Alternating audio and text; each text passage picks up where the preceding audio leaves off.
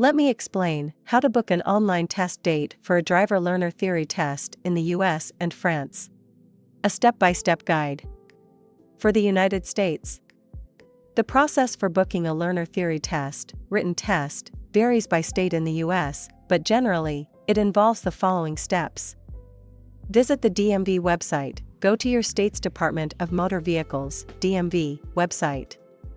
Locate the appropriate section. Find the section related to driver's licenses and learner's permits. Schedule a test. Follow the instructions to schedule your written test, if online scheduling is available in your state. Fill out the required information. Provide the necessary details, including your personal information. Select a date and location. Choose a suitable date and location for your test. Pay the fee. Pay any applicable fees online, if required. Receive confirmation. After completing the process, you will receive a confirmation with the details of your appointment. For France. In France, the process is quite structured and is as follows.